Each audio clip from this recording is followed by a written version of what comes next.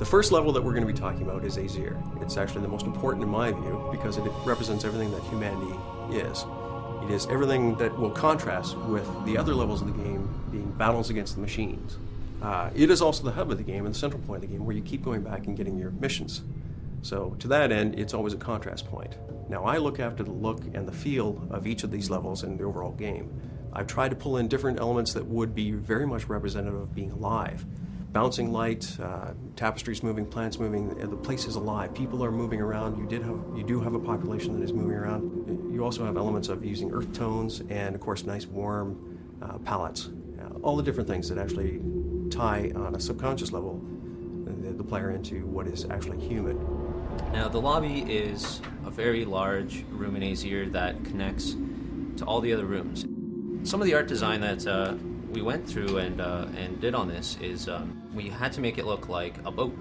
Now, the reason we made it look like a boat, aside from the Viking aspect, is it's a vessel. It's the vessel that the gods are carrying humankind through the turmoil that they're experiencing.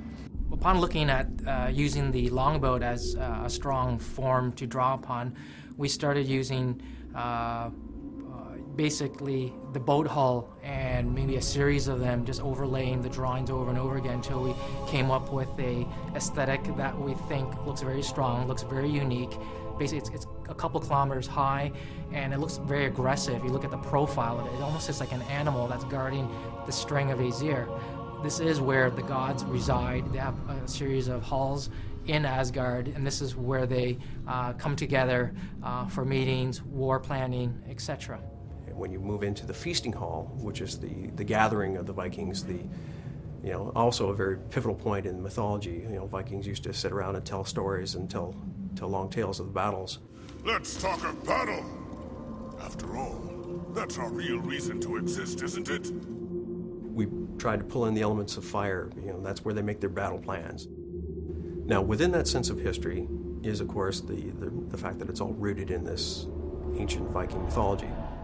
To that end, we also wanted to put in elements like the World Tree, which is very much a pivotal point of Viking mythology. The World Tree, in our case, is actually representative in the shrine, and we tried to work in an elemental theme of water in that particular room. Now, the World Tree is the main connection to C3 in to human. Now, C3 is the cybernetic world, and this is the only place from Aesir that you can visit C3 by visiting the main well.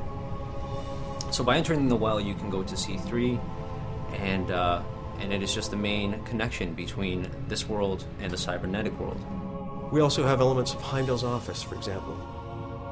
But the elemental theme for that was actually just air, and the fact that this is floating in what visually once was the Viking world that they're now, looking back in history as representative. The earth element is the final element that is actually represented in Aesir, and that, of course, is shown in the prison level.